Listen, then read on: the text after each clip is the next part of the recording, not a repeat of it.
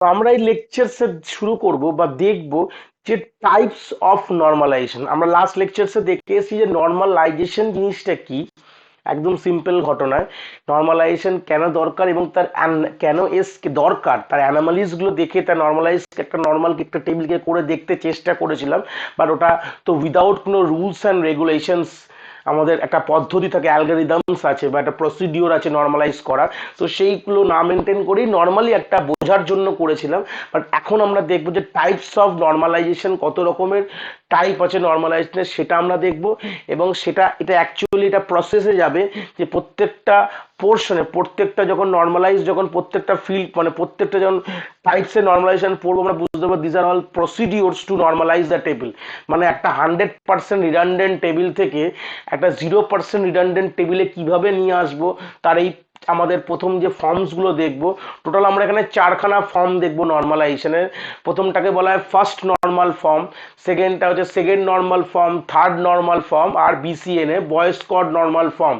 এই 4টে নর্মালাইজ, একটা টেবিলকে যদি এই 4টে নর্মালাইজ এর পেথারের মধ্যে থেকে যদি পাস করানো হয়, তাহলে আমার টেবিলটাকে পুরোপুরি 100% রিডান্ডেন্ট ফ্রি টেবিল হয়ে যাবে।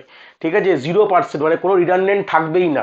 100% কতটা মানে আমি রিভার্সে বললাম যে কোনো রকম রিডান্ডেন্ট থাকবে না, redundant free, 100% redundant free table হয়ে যাবে যদি এই 4টে নর্মালাইজ টেকনিকের মধ্যে দিয়ে যদি আমি এটাকে পাস করাই। তো আমরা এখানে একটা একটা করে প্রত্যেকটা পোর্শন আমরা দেখব, এক একটা করে কি কি বলছে। 4টে যে নর্মাল ফর্মের কথা বললাম, এক একটা নর্মাল ফর্ম কি বলছে খুব ডিটেলসে আমরা ডিসক্রিপটিভ ওয়েতে ভালো করে দেখে নেব। তো ফার্স্ট নর্মাল ফর্মের গল্পটা বলতে চাইছে কি, প্রথমে আমরা থিওরিটিক্যাল কনসেপ্ট দেখবো, তারপর আমরা প্র্যাকটিক্যালি সলভ করেও দেখবো গল্পটা কিভাবে হচ্ছে। তো ফার্স্ট নর্মাল ফর্মটা একদম আমাদের বেসিক কনসেপ্ট বলছে যে টেবিলের মধ্যে কোনো মাল্টি ভ্যালু অ্যাট্রিবিউট হবে না, বা বলতে পারো প্রত্যেকটা কলমের ভ্যালুগুলো অ্যাটমিক হবে, সেটাকে ব্রেক ডাউন করা যাবে না। কথাটা বোঝাতে পারলাম? ভালো করে ফের বলি, দেখো আমাদের এই এই অ্যাট্রিবিউট গুলো জানো, রোল, নেম আর কোর্স, 3টে অ্যাট্রিবিউট আছে। তো সেই সূত্রে দেখছি রোলের ভ্যালু হচ্ছে 1 দেওয়া আছে, নামে রাম দেওয়া আছে, কোর্সে দেওয়া আছে সি অ্যান্ড C++, দুটো কোর্সই এই ছেলেটা অপ্ট করেছে। সেরকম দুই সাম জাভা, মানে 2 নম্বর কোর্স রোল নাম্বারে সাম আছে যে কিনা জাভা কোর্স মানে অপ্ট করেছে। সেরকম 3 নম্বরে সাই আছে, সে কিনা সি আর ডিবিএমএস কে অপ্ট করেছে। কিন্তু এই ক্ষেত্রে টেবিলটা দেখে বলছে যে না, এরকম হলে ফার্স্ট নর্মাল ফর্ম হলে, এরকম কনসেপ্ট থাকলে আমরা ধরে নেব ফার্স্ট নর্মাল ফর্মকে ভায়োলেশন হচ্ছে, মানে এটা ফার্স্ট নর্মাল ফর্মে এই টেবিলটা নেই। কেন? ফার্স্ট নর্মাল ফর্ম বলছে যে একটা অ্যাট্রিবিউটের মাল্টি ভ্যালু অ্যাট্রিবিউট হতে পারে না, মানে এই যে কোর্স নামক যে অ্যাট্রিবিউট, তার মধ্যে মোর দ্যান 2 ভ্যালু আছে, মোর দ্যান 1 ভ্যালু, এটাকে বলা হয় মাল্টি ভ্যালু বলা হয়। ঠিক আছে, সেটা মাল্টি ভ্যালু হতে পারে না। বা এটাকে এর অপোজিটটা কিভাবে বলতে পারি, যে একটা আমার অ্যাট্রিবিউটের মধ্যে সবসময় অ্যাটমিক ভ্যালু হবে, মানে এটাকে আর ব্রেক ডাউন করা যাবে না। কিন্তু এটাকে ব্রেক ডাউন তো করা যাচ্ছে, সিতে ব্রেক ডাউন করা যাবে আর C++-এ করা যাবে, তাই তো? It can be break down, এটাও সেরকম সিতে ব্রেক ডাউন করা যাবে, ডিবিএমএস এ ব্রেক ডাউন করা যাবে। তো বলছি এরকম ভাবে ব্রেক ডাউন করা গেলে হবে না, তাহলে সেটা ফার্স্ট নর্মাল ফর্মে নেই সেই টেবিলটা। ঠিক আছে, তাহলে কি বললাম, তার মধ্যে কোনো মাল্টি ভ্যালু অ্যাট্রিবিউট হবে না। বা এর অপোজিটটা আমি যদি বলতে চাই, কিভাবে বলবো? অপোজিট বলতে হয় না আমাদের অ্যান্টোনিম সিনোনিম, মানে একটা সেন্টেন্সের পজিটিভ ভার্সন এবং নেগেটিভ ভার্সনে বলছি, তা আরেকটা ওয়েতে বলতে পারলে যে একটা অ্যাট্রিবিউটের মধ্যে সবসময় অ্যাটমিক ভ্যালু হবে, যেটা কখনো ব্রেক ডাউন করা যাবে না। কথাটার মানে কিন্তু এক জায়গায় আসছে। তো এইরকম, এইটা হচ্ছে এটা, এর এই যদি কনসেপ্টটাকে যদি অ্যাচিভ করে, তাহলে সেই টেবিলটাকে বলবো আমি ফার্স্ট নর্মাল ফর্মে আছে। সিম্পল ঘটনা, যদি এরকম কনসেপ্টটাকে যদি অ্যাচিভ করা হয়, তাহলে বলবো the table is in first normal form. But এই ক্ষেত্রে এই টেবিলটা কিন্তু ফার্স্ট নর্মাল ফর্মে নেই। তো ফার্স্ট নর্মাল ফর্মে আনতে গেলে এটাকে কি করতে হবে? সিম্পল, এই যেহেতু আমাদের মাল্টিপল কোর্স আছে, মানে দুটো করে কোর্স সফট করেছে, তাহলে আমরা একটা কলম বাড়িয়ে দিই, বা আমার যদি লাগলে আমাদের রো বাড়িয়ে দিতে পারতাম। সিম্পল, তো আমরা কলম বাড়িয়ে দিলাম। সিম্পল, তো কলম বাড়িয়ে দিয়ে আমরা রাখলাম কি কোর্স 1 আর কোর্স 2। সেই সূত্রে আমাদের হয়ে গেল 1। দেখো এর সলিউশনটা কলম বাড়িয়েও করতে পারো, রো বাড়িয়েও করতে পারো, অনেক বইতে অনেকভাবে করেছে। বাট আমি এখানে কলম বাড়িয়ে করলাম, রো বাড়ালে আমাদের কি সে প্রাইমারি কি ভায়োলেশন হয়ে যেত। ঠিক আছে, সেই সূত্রে আমাদের রাম কোর্স নিয়েছে সি সি প্লাস প্লাস, দুই যে সাম যে কোর্স নিয়েছে আমার সিম্পল, সে নিয়েছে হচ্ছে শুধু জাভা নিয়েছে, কিন্তু তার একটা ফিল্ড কিন্তু খালি রয়ে গেছে, তাই সেটাকে আমরা নাল রেখে দেবো, হতেই পারে সে রাখিনি, দুটো করে কোর্স নিতে পারে, নাল রেখেছি।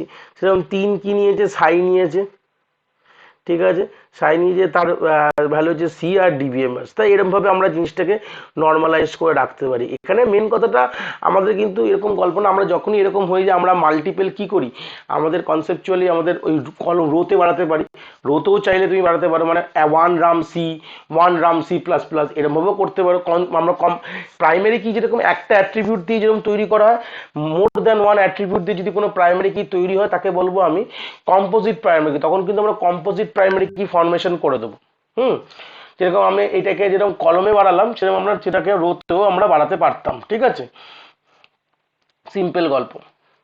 তো সেই সূত্রে আমি যদি আমি রোতে যদি বাড়াতাম, মানে কলমে যদি এটাকে ইনক্রিজ না করে রোতে ইনক্রিজ করলে কিরকম হতো, যদি সিম্পল ছোট করে একটা দেখাই তাহলে বুঝতে পারবো।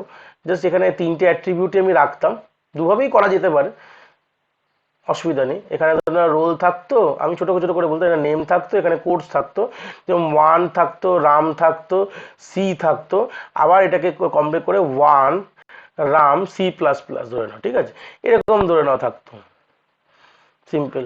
সেরকম আমরা তলার দিকে এটা টেবিলে বাড়িয়ে ফেলতাম এটা, ঠিক আছে। এখানে ধরে নাও এখানে থাকতো হচ্ছে, এখানে ধরে নাও টু সাম ধরে নাও যাওয়া থাকতো, কোনো অসুবিধা নেই আর, ঠিক আছে। তারপর হচ্ছে তিন ইন সাই, সাই এখানে থাকতো সি, এখানে তিন সাই, এখানে থাকতো ডিবিএমএস, এইভাবেও আমরা করতে পারতাম, ঠিক আছে।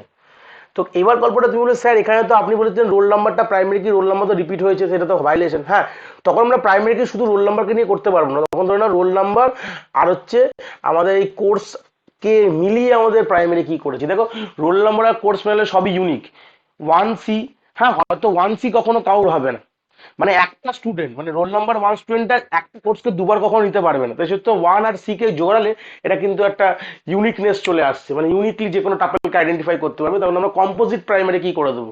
এই ক্ষেত্রে যেরকম আমরা একটাই মানে সিঙ্গেল অ্যাট্রিবিউটকে নিয়ে প্রাইমারি কি করেছিলাম রোল নাম্বারকে, কিন্তু এই ক্ষেত্রে আমার রোল নাম্বার আর হচ্ছে আমার কোর্সকে মিলিয়ে আমরা প্রাইমারি কি করেছি, যাতে কিনা হতেই পারে এটা এই দুটোর উপর সবগুলো ফিল্ড ডিপেন্ডেন্ট, মানে এই দুটো কোনোদিন সেম হতে পারে না, এই দুটোকে মেলালে এই কম্বিনেশনে সবসময় ইউনিক হবে।